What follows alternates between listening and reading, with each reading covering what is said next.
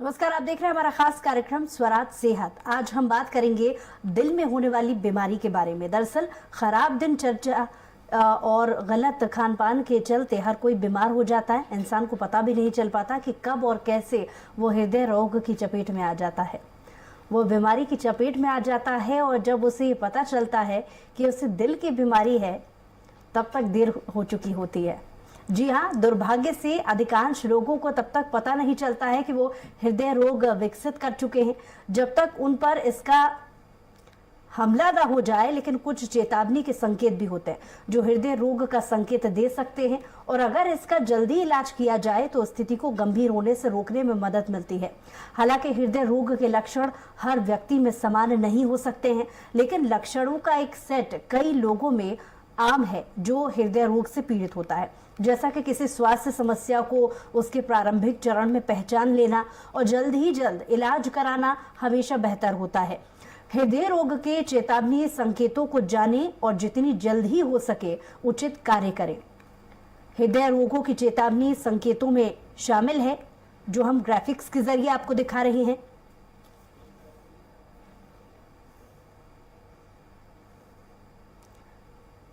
तो घर पर क्या इलाज किया जा सकता है, कैसे इस पर सावधानी बरती जा सकती है, हमारी खास कार्यक्रम स्वराज सेहत में आज हम इसी पर चर्चा करने की कोशिश करेंगे। और साथ ही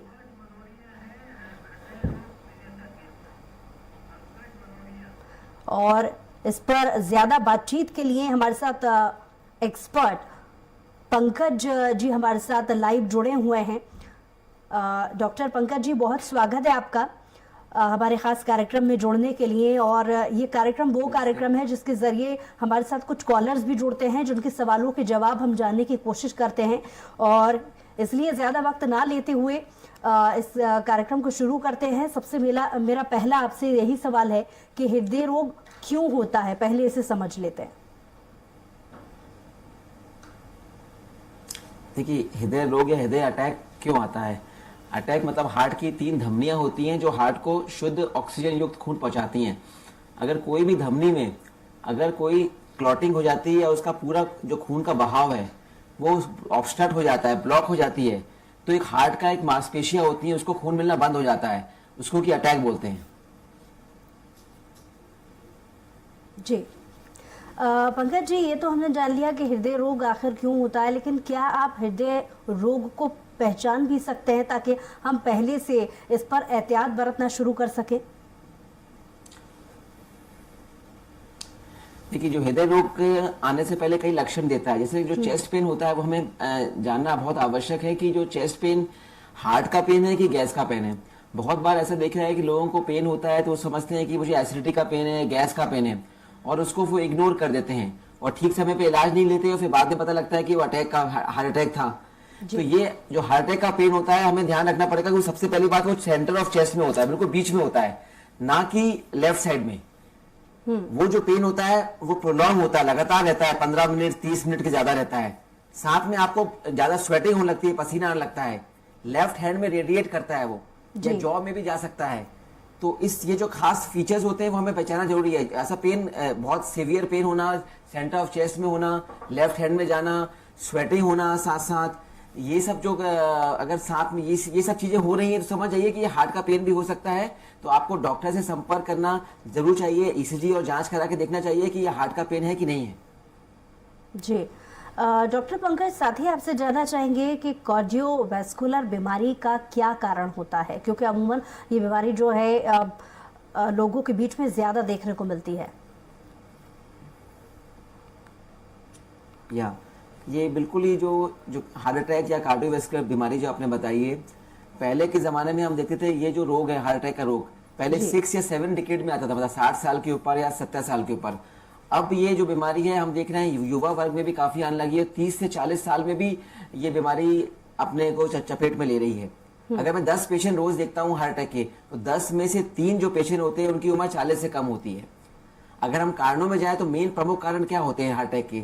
सबसे प्रमुख कारण होता है डायबिटीज, दूसरा हाई ब्लड प्रेशर, तीसरा कोलेस्ट्रॉल, चौथा स्मोकिंग, पांचवा स्ट्रेस मानसिक तनाव, और छठा ओबेसिटी मोटापा।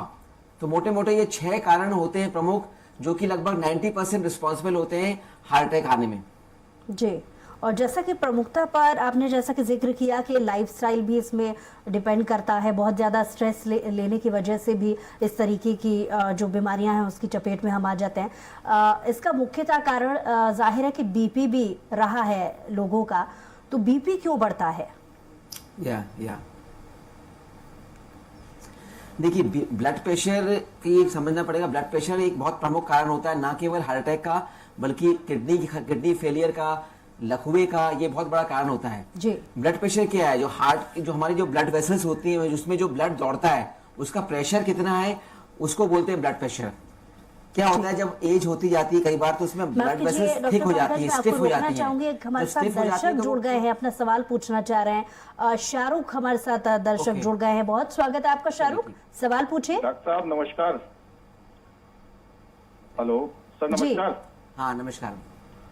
सर मैं ये जानना चाह रहा था। नमस्कार शाहरुख जी, बोलिए।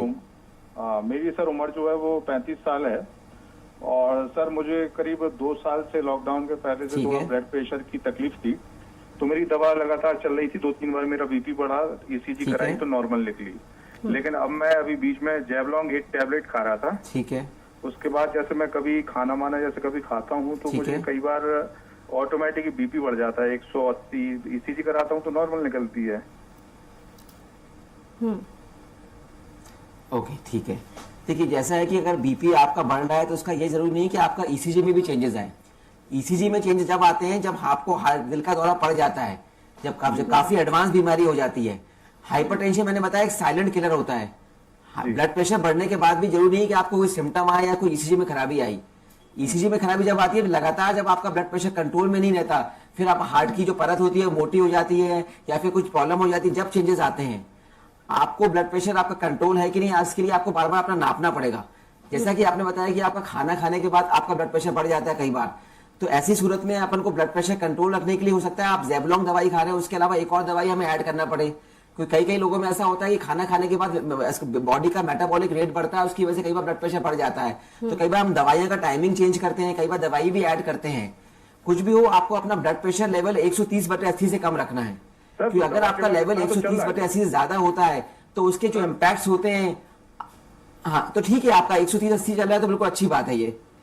हाँ बीपी तो सही है मेरा, लेकिन कभी कभी बढ़ जाता है सर। एक ज़ेप्टा 12.5 भी मुझे डॉक्टर ने लिखी है सर, वो भी मैं लेता हूँ। कभी कभी बढ़ता हो सकता है, फिर आपको उस समय कुछ, हाँ एंग्जाइटी भी एक ब्लड प्रेशर बढ़ने का बहुत बड़ा कारण होता है। अगर अपन एंग्जियस हो जाते हैं, थोड़ा स्ट्रेस में आ जाते हैं, तो क्या होता है जब स्ट्रेस करते हैं तो बॉडी में कुछ हार्मोन जनरेट होते हैं जिनको कि हम बोलते हैं एड्रिनल हार्मोन।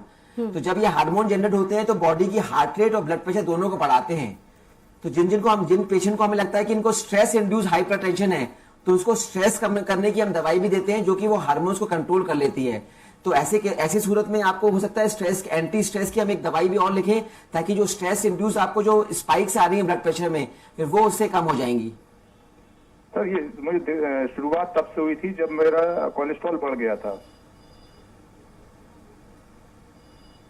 ओके, देखिए कोलेस्ट्रॉल अगर बढ़ा हुआ है, कोलेस्ट्रॉल की कट ऑफ कई लेवल्स होते हैं, तो अपन को ये कोलेस्ट्रॉल को भी कंट्रोल में रखना है, ब्लड प्रेशर को भी कंट्रोल रखना है। कोलेस्ट्रॉल कंट्रोल करने की एक तो अपन लाइफस्टाइल में मॉडिफिकेशन करना पड़ता है, खाने पीने में कंट्रोल करना पड़ता है, लेकिन अगर एक लिमिट के बाहर अगर आपका कोलेस्ट्रॉल ज्यादा है, जैसे पर्टिकुलरली एलडीएल कोलेस्ट्रॉल हम बोलते हैं, उसकी वैल्यू मुझे देखना पड़ेगा क्या होती है, और उसको कम से कम 100 से कम रखना पड़ता है।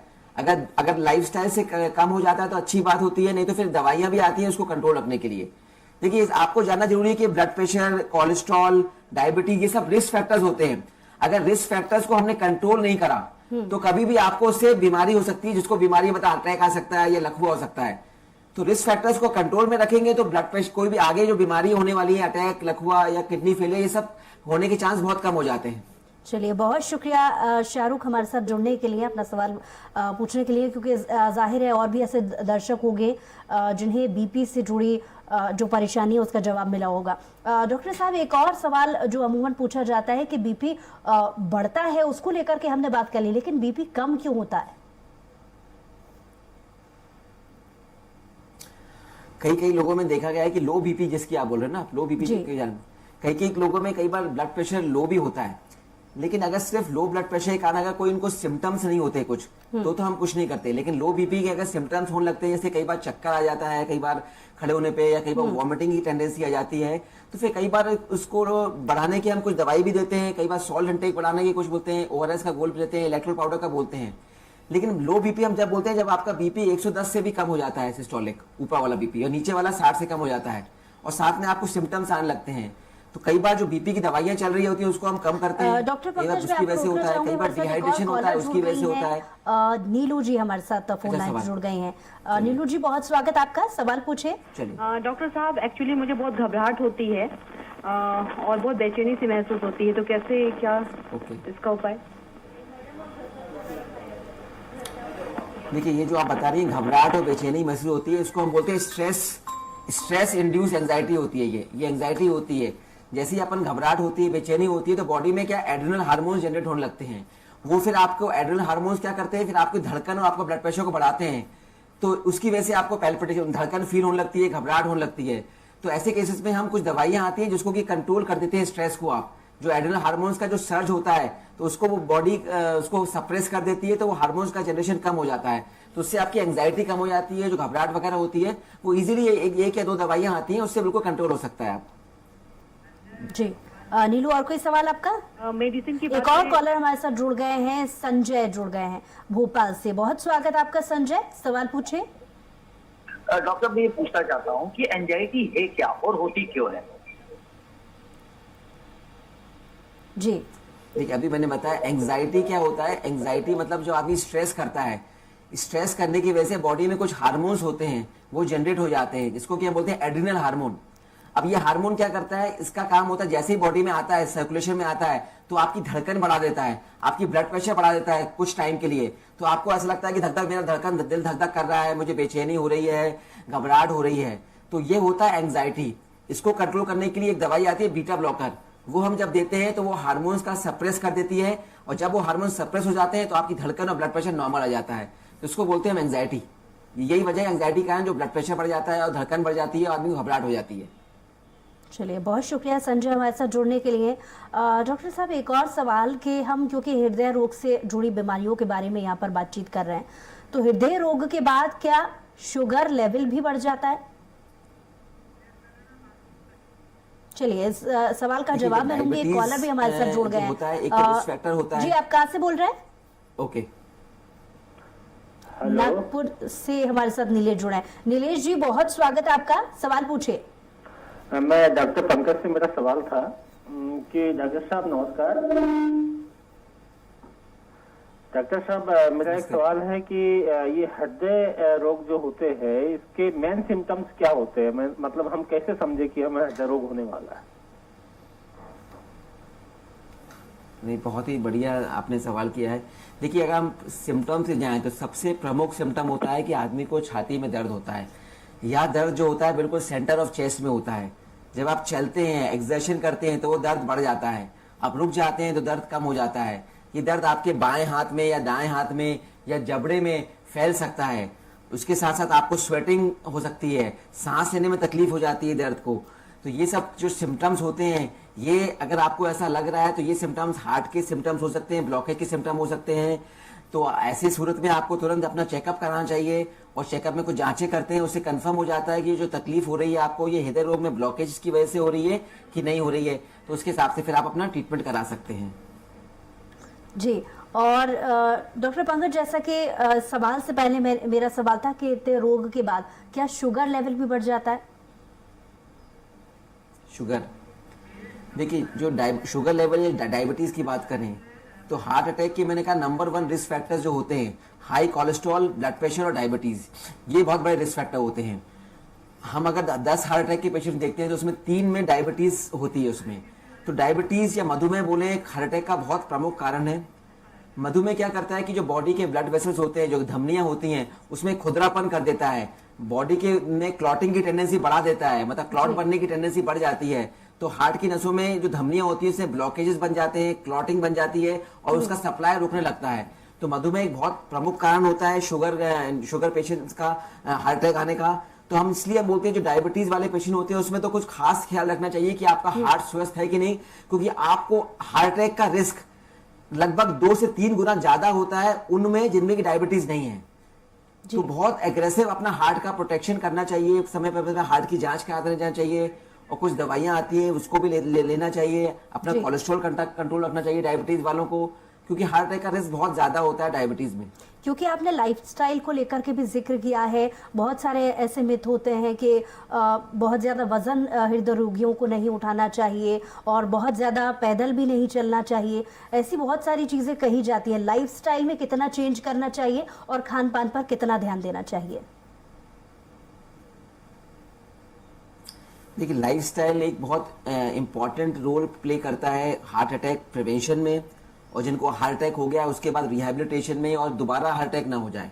लाइफस्टाइल के कई कंपोनेंट होते हैं। एक तो होता है आपका डाइट। आपको डाइट में बहुत ख्याल रखना है। डाइट में 3 चीजों का ख्याल रखना पड़ता है। सबसे पहले आपको ट्रांस फैट्स कई प्रकार के होते हैं, saturated fats, poly unsaturated fat और ट्रांस फैट्स। तो सबसे खतरनाक जो होता है वो ट्रांस फैट्स होता है। तो आपको ट्रांस फैट्स अवॉइड करना चाहिए। ट्रांस फैट्स किसमें होते हैं? कोई भी चीज या ऑयल को जब हम बार बार उसको गर्म करते हैं और उससे जो खाना बनता है उससे ट्रांस फैट्स पैदा होते हैं। सपोज जैसे आपने एक ही ऑयल से जो खाना बार बार बढ़ा, जैसे आपने समोसे की बात करें या छोले भटूरे की बात करें, उसमें एक ही हम तेल बार बार यूज करते हैं। जब एक ही तेल को बार बार गर्म किया जाता है तो उसमें जो उसके बॉन्ड्स होते हैं, ऑयल बॉन्ड्स, वो ब्रेक हो जाते हैं और थोड़ा ऑयल सॉलिडिफाई हो जाता है। उससे ट्रांस फैट्स जनरेट हो जाते हैं उस ऑयल में। वो ट्रांस फैट्स बहुत खतरनाक होते हैं, क्योंकि हार्ट का हम ब्लॉकेज देखें तो ब्लॉकेज में ट्रांस फैट्स का कंपोनेंट बहुत ज्यादा होता है। तो आपको अवॉइड करना है ट्रांस फैट्स अपने डाइट में। Second, high glycaemic food. जो फूड खाने से आपका शुगर बहुत तेजी में बढ़ता है, वो हाई ग्लाइसेमिक फूड बहुत हार्मफुल होते हैं बॉडी के लिए, क्योंकि वो डायबिटीज को प्रीकर्सर रहते हैं और प्लस आपको ओबेसिटी भी कर सकते हैं। तो सेकंड चीज है हाई ग्लाइसेमिक फूड आपको अवॉइड करना है। और तीसरा, आपको फूड्स में एंटीऑक्सीडेंट्स और ओमेगा 3 फैटी एसिड्स की मात्रा ज्यादा लेना है। ओमेगा 3 फैटी एसिड्स, एंटीऑक्सीडेंट किसमें होते हैं? फ्रूट्स में होते हैं, आपको वेजिटेबल्स में होते हैं। जो आप ड्राई फ्रूट्स खाते हो, अखरोट, बादाम, उसमें ये ओमेगा 3 फैटी एसिड्स बहुत बॉडी के लिए बहुत अच्छे होते हैं, वो आपको काफी हेल्दी रहने में हेल्प करते हैं। तो ये 3 बेसिक प्रिंसिपल्स याद रखिए: reduce trans fats, reduce high glycaemic food जिसमें कि शुगर बहुत तेजी में बढ़ता है, और तीसरा आपको इंक्रीज ओमेगा 3 फैटी एसिड्स। जी डॉक्टर पंकज, दिल का दौरा आखिर पड़ता क्यों है? इसके मुख्य कारण क्या क्या हो सकते हैं? जैसा कि इसके पहले हमने जिक्र किया कि हाई बीपी या लो बीपी, ऐसी परेशानियां, फिर शुगर लेवल की परेशानियां, स्ट्रेस की बहुत ज़्यादा परेशानियां, इन सभी को देखते हुए क्या मुख्य कारण इसका समझा जाए तो आखिर दिल का दौरा क्यों पड़ता है? देखिए, दिल का दौरा पड़ना मतलब जो हार्ट की धमनियां होती हैं, जो हमें हार्ट के ब्लड वेसल्स जो होते हैं, हार्ट के मांसपेशियों को खून सप्लाई करती हैं, कोरोनरी आर्टरीज बोलते हैं। अगर उसमें से कोई कोरोनरी आर्टरी टोटल ब्लॉक हो जाती है, धमनी ब्लॉक हो जाती है, तो उसको हम अटैक बोलते हैं। फिर से बताओ, अटैक मतलब जो हार्ट की धमनियों की जो सप्लाई होती है वो अचानक पूर्ण रूप से रुक जाती है, सप्लाई टोटल रुक जाता है, तो हार्ट की मांसपेशियों को खून मिलना बंद हो जाता है, तो आदमी को दर्द उत्पन्न होने लगता है और हार्ट का फंक्शन अचानक कम होने लगता है। इसको हम बोलते हैं हार्ट अटैक। कारण 6 कारण मुख्य है, मान के चलिए। सबसे प्रमुख diabetes, number 2 high blood pressure, number 3 cholesterol, number 4 smoking, number 5 obesity और नंबर 6 स्ट्रेस। तो ये 6 जो कारण होते हैं, लगभग 90% ऑफ अटैक के लिए ये रिस्पॉन्सिबल होते हैं, 6 कारण। जी डॉक्टर पंकज, एक कॉलर हमारे साथ जुड़ गई हैं, करिश्मा ग्वालियर से। बहुत स्वागत है आपका करिश्मा, सवाल पूछिए। जी बिल्कुल। एक्चुअली मेरी एज 62 ईयर्स है और मैं वर्किंग वूमेन हूँ, सॉफ्टवेयर में काम करती हूँ। मैं ये जानना चाहती हूँ, डॉक्टर से अक्सर सुनते में आता है ना कि गैस्ट्रिक प्रॉब्लम है, तो हम लोग ये अक्सर अवॉइड कर देते हैं कई चीज़, घबराहट होना या, तो ये सिम्टम्स तो ऐसे कैसे सिम्टम्स है, या अचानक के सिम्टम्स आते हैं कि पहले से हमें ऐसा लगता है कि ये हमें हार्ट की प्रॉब्लम है? कैसे हम जाने इस बात को, क्योंकि दिन भर स्ट्रेस बहुत रहता है, टेंशन बहुत रहता है, खाने पीने में कभी ये बहुत अच्छा सवाल पूछा है, क्योंकि ये कंफ्यूजन बहुत सबके मन में होता है कि ये जो हमें दर्द हो रहा है, हमें एसिडिटी का दर्द तो नहीं है या गैस का दर्द तो नहीं है। मैं 4-5 पॉइंट्स बताऊंगा ये जो गैस के दर्द को हार्ट अटैक के दर्द से डिफरेंशिएट करते हैं। सबसे बड़ी बात होती है, जो हार्ट का दर्द होता है वो बिल्कुल सेंटर ऑफ चेस्ट में होता है। वो दबाने, हिलने डुलने से उसका कोई ताल्लुक नहीं होता। वो दर्द लगातार रहता है 15 मिनट, 30 मिनट, 45 मिनट। दर्द के साथ साथ आपको स्वेटिंग, पसीना बहुत आने लगता है, सांस लेने में तकलीफ हो सकती है। दर्द आपका लेफ्ट हैंड या राइट हैंड में या जॉज में या इधर इधर इस तरफ ये फैल सकता है। तो ये जो 5-6 कैरेक्टर्स बताए, ये सब दर्द के साथ हो रहे हैं, तो ये गैस का नहीं हार्ट का दर्द हो सकता है। ऐसी सूरत में आपको तुरंत अस्पताल जाके अपना चेकअप कराना चाहिए, और कई जांचें होती हैं, उससे क्लियर हो जाता है कि हार्ट का अटैक है कि ये गैस का दर्द है। लेकिन कभी भी इस तरह के सिम्टम्स आए तो उसको गैस का ना समझें, और उसको एक बार इन्वेस्टिगेट करा के देख लें कि क्या है। क्योंकि अगर अपन ने गैस हार्ट अटैक के दर्द को गैस का समझ लिया और उसका सही समय पे इलाज नहीं कराया, तो वो बहुत जानलेवा हो सकता है। हार्ट अटैक में हम लोग बोलते हैं golden period, golden hour concept होता है। अगर आपको हार्ट अटैक आया है तो उस गोल्डन आवर में, जो पहले आवर में अगर आपने सही ट्रीटमेंट ले लिया, कुछ दवाइयां होती है खून पतला करने की, वो तुरंत आपने ले ली, तो जो हार्ट अटैक से जो डैमेज होता है उसको हम 3 से 4 गुना कम कर सकते हैं, अगर आपने गोल्डन आवर में सही ट्रीटमेंट ले लिया तो। जी डॉक्टर पंकज, अचानक किसी व्यक्ति को अगर हार्ट अटैक आ जाता है तो फर्स्ट ट्रीटमेंट क्या होगा? जी अगेन बहुत अच्छा सवाल है। अगर आपको किसी को हार्ट अटैक आ जाता है तो एक मैंने बताया, एक इमरजेंसी पॉलीपिल होती है, समझ लिए 3 दवाई आपको तुरंत लेना है। अगर आपको मालूम है कि अटैक आ गया है मुझे, तो सबसे पहले होता है आपको 325 मिलीग्राम एस्प्रिन, वो आपको लेके चबा जाना है, नंबर 1। नंबर 2 होता है एटोरवास्टैटिन 80 मिलीग्राम, ये आपको तुरंत लेना है। और नंबर 3 होता है क्लोपिडोग्रिल, खून पतला करने की दवाई होती है, 75 मिलीग्राम की 4 टैबलेट। तो ये मैं कहता हूँ ये तीनों टैबलेट एक पॉलिथीन में या छोटी पैकेट में रख के हमेशा अपने पास रखिए, कि कभी भी किसी को अटैक आए तो अगर आपने 3 टैबलेट तुरंत दे दिए, तो ये पॉलीपिल जो मैंने बताया है, तो आप हार्ट अटैक के डैमेज को 2 से 3 या कम से कम 4 गुना भी आप इसको कम कर सकते हैं, प्रोवाइडेड आपने तुरंत दवाई विद इन 1 आवर आपने ये दवाई ले ली। तो हमेशा याद है कि 325 मिलीग्राम की एस्प्रिन, 80 मिलीग्राम की एटोरवास्टैटिन और 75 मिलीग्राम की क्लोपिडोग्रिल की 4 टैबलेट, ये हमेशा अपने पास होना चाहिए। क्योंकि कब किसी को अटैक आ जाए या आपके किसी पहचान वाले को अटैक हो जाए, तो आप तुरंत दवाई दे देंगे, तो उसको जो अटैक से जो नुकसान होने वाला है वो अपन कम कर सकते हैं इससे। एक सीपीआर की भी प्रॉब्लम अक्सर आजकल सुनी जाती है, तो सीपीआर भी दिया जाता है, इससे जुड़ी क्या आप इस पर जानकारी हमारे दर्शकों तक साझा करेंगे? देखिए सीपीआर मतलब कार्डियो पल्मोनरी रिससिटेशन, ये हम जब करते हैं जब किसी पेशेंट को कार्डियक अरेस्ट आ जाता है। जैसे अपन पेशेंट बैठा है, अचानक किसी कार्डियक अरेस्ट जाता है, उसका हार्ट बिल्कुल रुक जाता है, धड़कन बिल्कुल रुक जाती है, पंपिंग करना बिल्कुल रुक जाता है, तो ऐसे केस में टेम्पररी मेजर होता है कार्डियो पल्मोनरी रिससिटेशन, सीपीआर।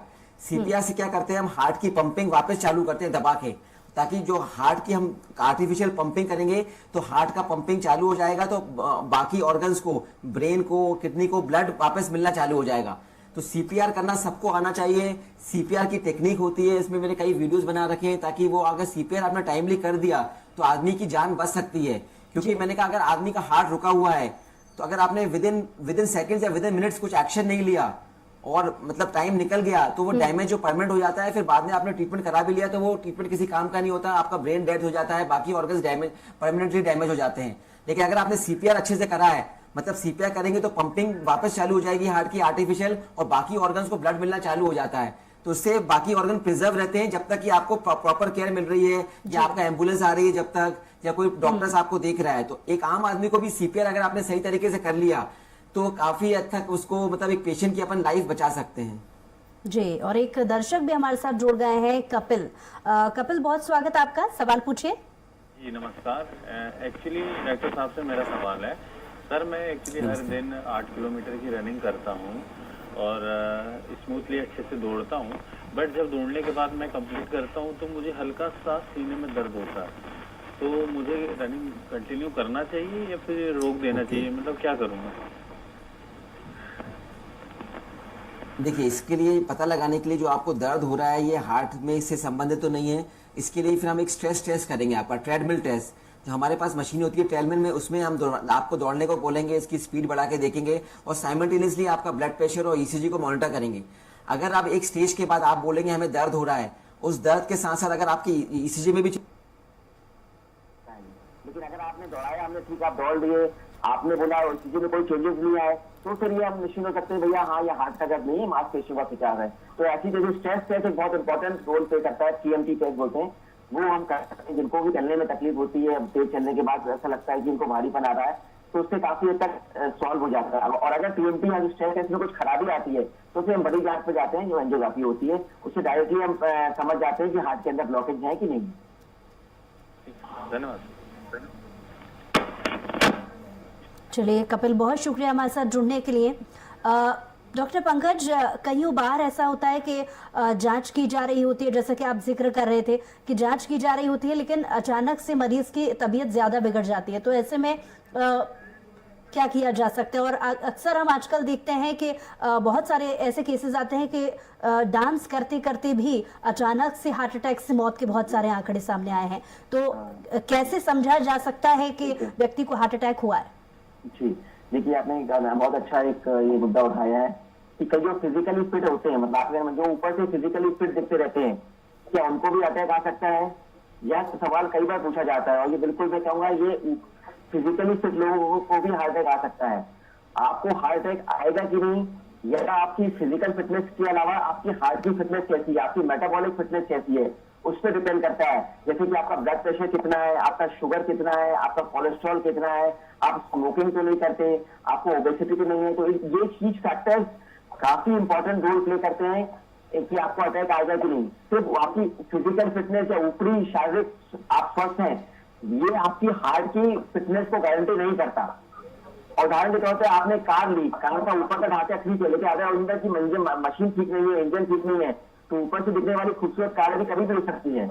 तो कार अच्छी चलेगी नहीं, उसके इंजन पे डिपेंड करता है। हार्ट का इंजन और बॉडी का इंजन होता है हार्ट। अगर हार्ट आपका स्वस्थ है और तो भी आप निश्चित हो सकते हैं। सिर्फ फिजिकल फिटनेस आपकी हार्ट की फिटनेस की सिर्फ एक ही पैमाना नहीं होता, बहुत सारे पैमाने होते हैं, सभी को फिट रखना पड़ता है, जब भी आपका हार्ट फिट होता है।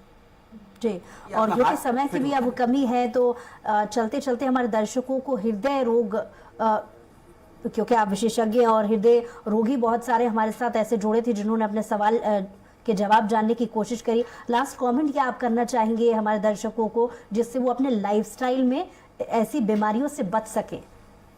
चलिए, अब मैं आपको एक कविता के माध्यम से एक अपने हार्ट को कैसे स्वस्थ रखते हैं ये बताना चाहूंगा जी। कि दो फेफड़े, दो गुर्दे, दो आंखें और दिल बेचारा एक, इसका ख्याल करके तो देख। छोड़ दे बीड़ी सिगरेट का नशा, कर देगी खराब ये दिल की दशा। थोड़ा वॉकिंग कर लो, थोड़ा वजन घटा लो, अपने ही दिल पे थोड़ा तरस तो खा लो। शुगर और बीपी का तुम रखो कंट्रोल, और बढ़ने ना दो अपना कोलेस्ट्रॉल।